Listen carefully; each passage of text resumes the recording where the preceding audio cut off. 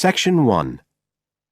You will hear a man, Martin Hill, phoning an estate agent in order to find some accommodation. First, you have some time to look at questions 1 to 3 on page 38.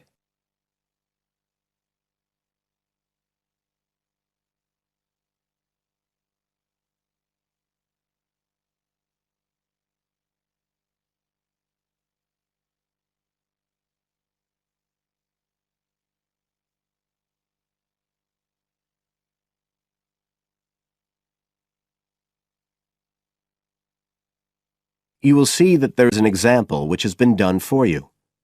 On this occasion only, the conversation relating to this will be played first.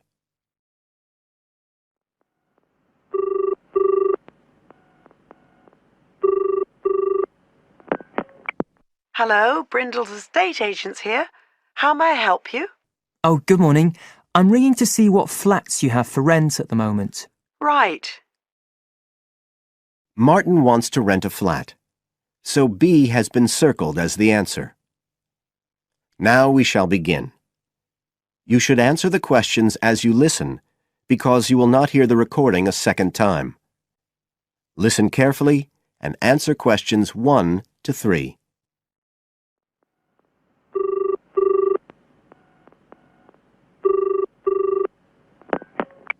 Hello, Brindle's estate agents here.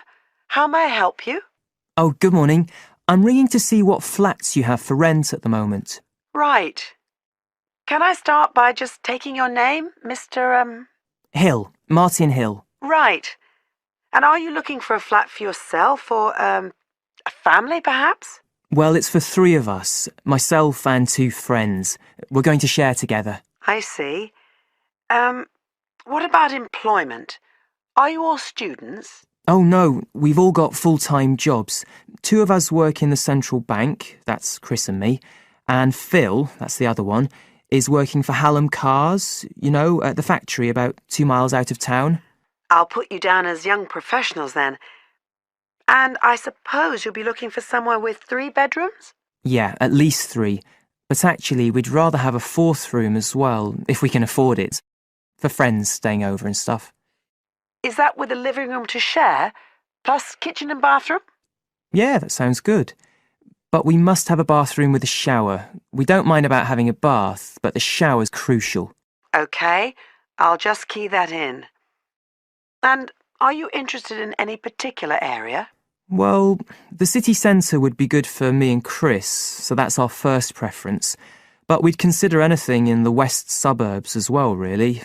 Actually, for Phil, that'd be better, but he knows he's outnumbered. But we aren't interested in the north or the east of the city. OK, I'm just getting up all the flats on our books. Now you have some time to look at questions 4 to 10 on page 39.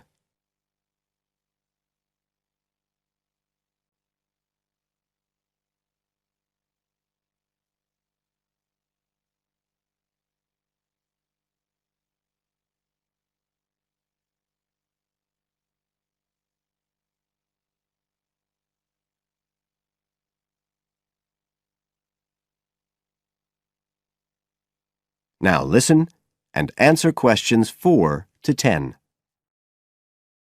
Just looking at this list here, I'm afraid there are only 2 that might interest you. Do you want the details? OK, let me just grab a pen and some paper. Fire away. This first one I'm looking at is in Bridge Street and very close to the bus station. It's not often that flats in that area come up for rent. This one's got 3 bedrooms, a bathroom and kitchen, of course, and a very big living room. That sounds a good size for you. So what about the rent? How much is it a month? The good news is that it's only £450 a month. Rents in that area usually reach up to £650 a month. But the landlord obviously wants to get a tenant quickly.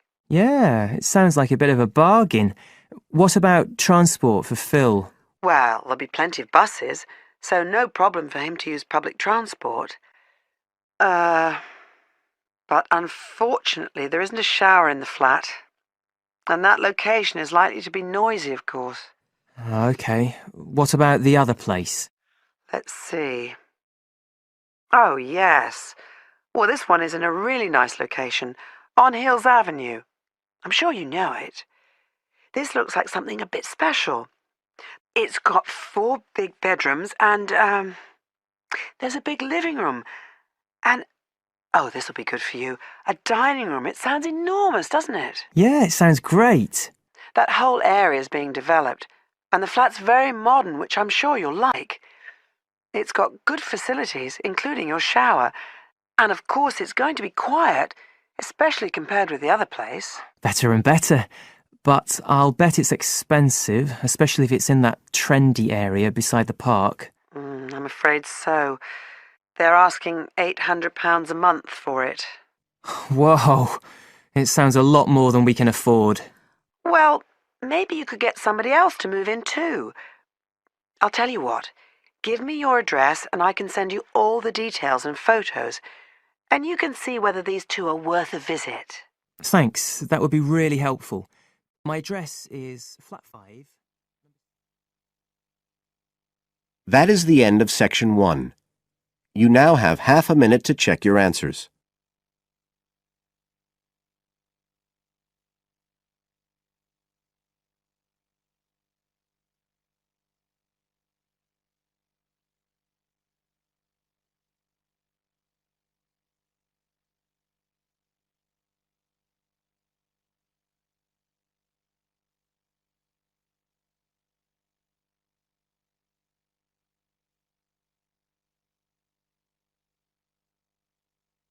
Now turn to Section 2, Section 2.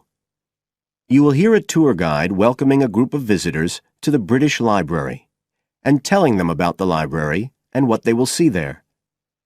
First, you have some time to look at questions 11 to 15 on page 40.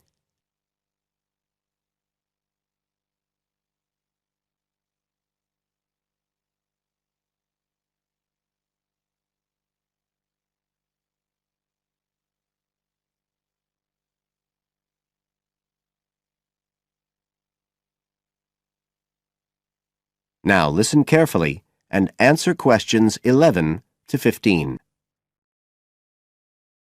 Good afternoon, ladies and gentlemen, and welcome to your very own tour of the British Library on this lovely afternoon. My name is Tony Walters, and I'm your guide for today. Could I please see your tickets for the guided tour? I'd also like to remind you that any tickets bought today do not include a visit to the reading rooms. I'm afraid we don't do visits on Fridays, or any weekday during working hours, so as not to disturb the readers. But if you do want to see those rooms, the only day there are tours is on Sundays. So, I don't want anyone to be disappointed about that today. OK? Thank you. Right, we'll start with a brief introduction.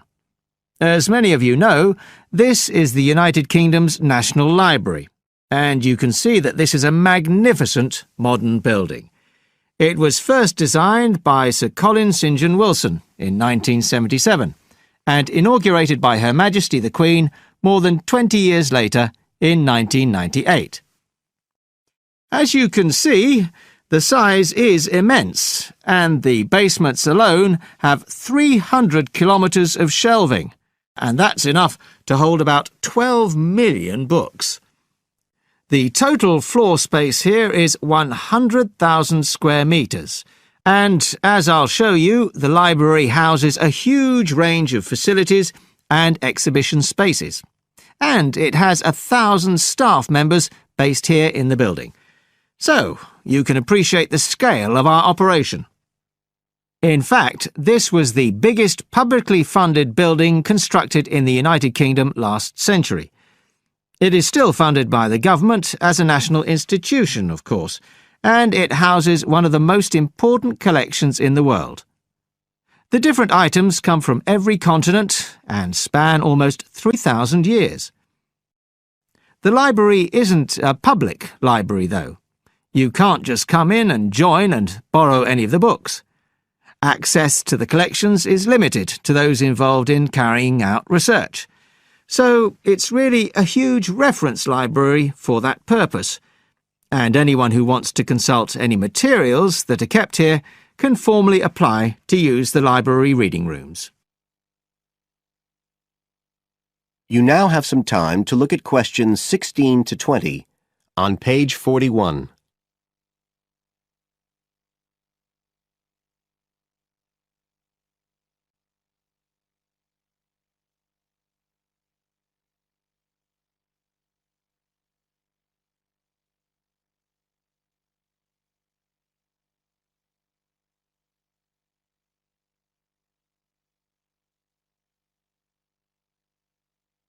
Now listen and answer questions 16 to 20. Right, well, here we are, standing at the meeting point on the lower ground floor, just to the right of the main entrance. I've given you all a plan of the building so that we can orientate ourselves and get an idea of where we'll be going. Now, outside the main entrance, you'll see the wide piazza with the stunning sculpture of Newton.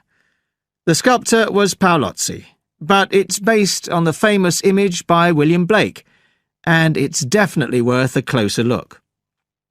On the other side of the piazza from the statue is the conference centre, which is used for all kinds of international conventions.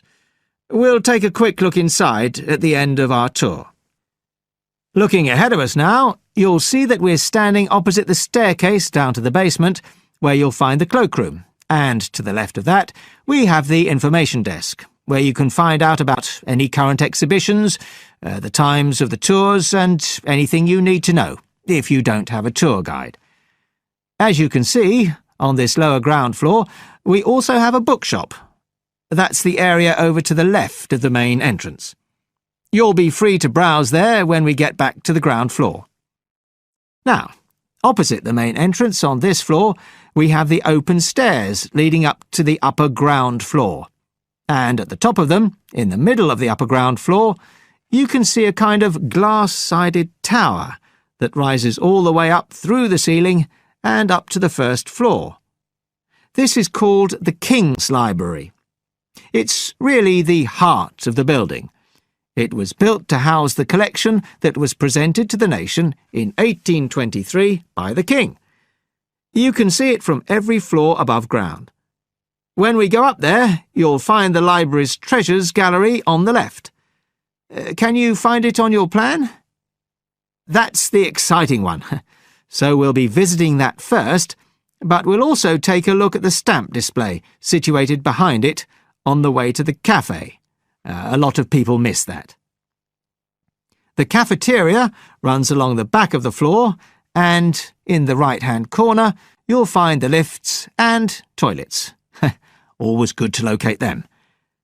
The other main area on that floor is the public access catalogue section, and I'll show you how that operates when we get up there.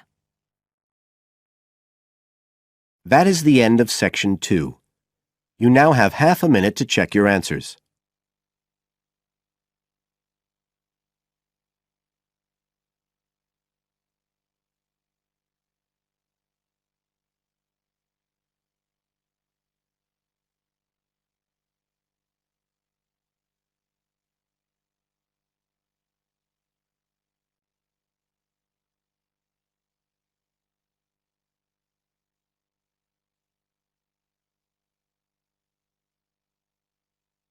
Now turn to Section 3, Section 3. You will hear a conversation between a student, Dave, and his tutor about a project that Dave has done about work placements. First, you have some time to look at questions 21 to 25 on page 42.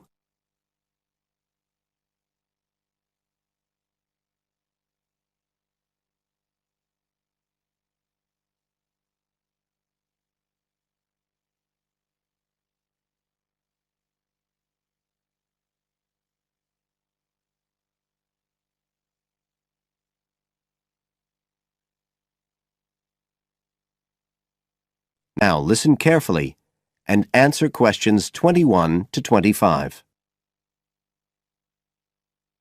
Good afternoon, Dave. Come on in and take a seat. Hi, Dr. Green. Thanks. Oh, hang on a minute. I'll just find the first draft of your project paper, and we can have a look at it together. Now, yours is the one on work placement, isn't it? Yeah, that's right. So what made you choose that for your project? Well, I suppose it was because sending students off to various companies for work experience seems to be such a typical part of educational courses these days. I mean, even school kids get to do it. But I felt everyone just kind of assumes it's a good thing. And I guess I wanted to find out if that's the case. But you don't look at schools or colleges, right? You've stuck to university placement schemes. Yeah, well, I quickly found that I had to limit my research. Otherwise, the area was just too big. Do you think that was okay? I think it's very sensible, especially as the objectives might be very different. So how many schemes did you look at? Well, I sent out about 150 questionnaires altogether. 50 of each to university authorities, students and companies. And I got responses from 15 educational institutions and 30 students in 11 individual companies. Great. That sounds like a good sample. And who did you send your company questionnaires to? Well, the idea was to have them done by the students' line managers. But sometimes they were filled in by the human resources manager or even the owner of the company. Right. I didn't find a full list anywhere, so I think it's very important to provide that, really. You can put it as an appendix at the back. Right. I've got a record of all the respondents, so that'll be easy. I hope other things were okay. I mean, I've already put such a lot of work into this project, identifying the companies and so on. Oh, I can tell. I think you've done a good job overall. You now have some time to look at questions 26 to 30 on page 43.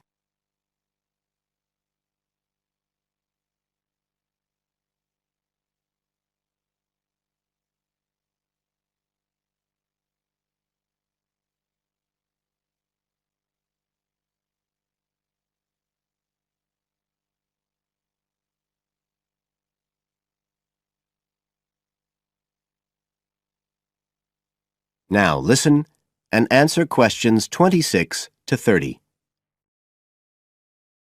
I thought your questionnaires were excellent, and you'd obviously done lots of background reading. But there were a few problems with the introduction. First of all, I think you need to make some slight changes to the organisation of your information there. At present, it's a bit confused. OK. What did you have in mind? Well, you write quite a bit about work placement in general, but you never explain what you mean by the term. So you think I should give a definition? Exactly. And the introduction is the place to do it. And then, look, you start talking about what's been written on the topic, but it's all a bit mixed up with your own project. So do you think it would be better to have two sections there, like a survey of the literature as the introduction, and then a separate section on the aims of my research? I do. You can include your methods for collecting data in the second section too. It would be much clearer for your reader. Establish the background first, then how your work relates to it. It would flow quite nicely then. Yes, I see what you mean. Anyway, moving on. I like the way you've grouped your findings into 3 main topic areas. Well, it became very obvious from the questionnaires that the preparation stage was really important for the whole scheme to work. So I had to look at that first. And I found a huge variation between the different institutions, as you saw. I was wondering if you could give a summary at the end of this stage of what you consider to be the best practice you found. I think that would be very helpful. Right, I'll just make a note of that. What did you think of my second set of findings on key skills development? For me, this is the core of my whole project, really. And you've handled it very well. I wouldn't want you to make any changes. You've already got a nice final focus on good practice there. Thanks. Right. Now, I think the last part, which deals with the reasons why students don't learn... What, the constraints on learning chapter? Yes, that's the one. I think you need to refer to the evidence from your research a bit more closely here. Maybe you could illustrate it with quotations from the questionnaires, or even use any extracts from a student diary if you can, and refer back to what you've written about good practice. That is the end of Section 3. You now have half a minute to check your answers.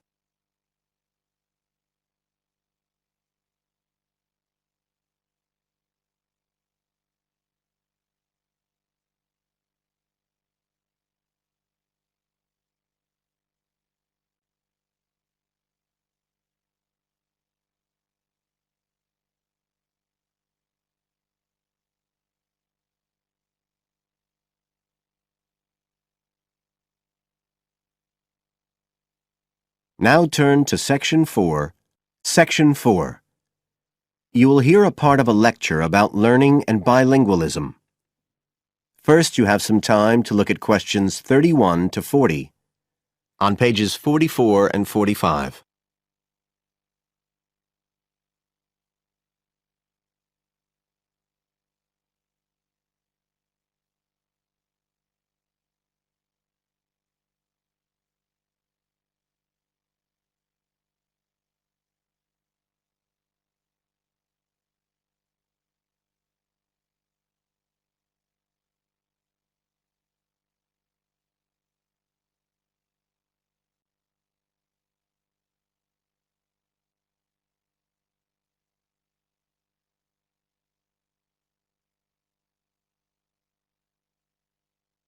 Now listen carefully and answer questions 31 to 40. When we look at theories of education and learning, we see a constant shifting of views as established theories are questioned and refined or even replaced, and we can see this very clearly in the way that attitudes towards bilingualism have changed. Let's start with a definition of bilingualism. And for our purposes today, we can say it's the ability to communicate with the same degree of proficiency in at least two languages. Now, in practical terms, this might seem like a good thing, something we'd all like to be able to do. However, early research done with children in the USA in fact suggested that being bilingual interfered in some way with learning and with the development of their mental processes. And so in those days, bilingualism was regarded as something to be avoided, and parents were encouraged to bring their children up as monolingual, just speaking one language. But this research, which took place in the early part of the 20th century, is now regarded as unsound for various reasons, mainly because it didn't take into account other factors such as the children's social and economic backgrounds. Now, in our last lecture, we were looking at some of the research that's been done into the way children learn, into their cognitive development, and in fact we believe now that the relationship between bilingualism and cognitive development is actually a positive one. It turns out that cognitive skills such as problem solving, which don't seem at first glance to have anything to do with how many languages you speak, are better among bilingual children than monolingual ones. And quite recently, there's been some very interesting work done by Ellen Bialystok at York University in Canada. She's been doing various studies on the effects of bilingualism, and her findings provide some evidence that they might apply to adults as well. They're not just restricted to children.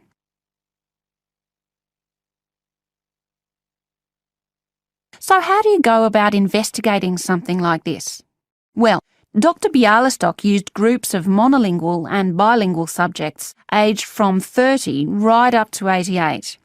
For one experiment, she used a computer program which displayed either a red or a blue square on the screen. The coloured square could come up on either the left-hand or the right-hand side of the screen. If the square was blue, the subject had to press the left Shift key on the keyboard, and if the square was red, they had to press the right Shift key. So they didn't have to react at all to the actual position of the square on the screen, just to the colour they saw. And she measured the subjects' reaction times by recording how long it took them to press the Shift key and how often they got it right. What she was particularly interested in was whether it took the subject longer to react when a square lit up on one side of the screen, say the left, and the subject had to press the Shift key on the right-hand side. She'd expected that it would take more processing time than if a square lit up on the left and the candidates had to press a left key. This was because of a phenomenon known as the Simon effect, where basically the brain gets a bit confused because of conflicting demands being made on it. In this case, seeing something on the right and having to react on the left. And this causes a person's reaction times to slow down. The results of the experiment showed that the bilingual subjects responded more quickly than the monolingual ones. That was true both when the squares were on the correct side of the screen, so to speak, and even more so when they were not. So, bilingual people were better able to deal with the Simon effect than the monolingual ones. So, what's the explanation for this? Well, the result of the experiment suggests that bilingual people are better at ignoring information which is irrelevant to the task in hand and just concentrating on what's important. One suggestion given by Dr. Bialystok was that it might be because someone who speaks two languages can suppress the activity of parts of the brain when it isn't needed.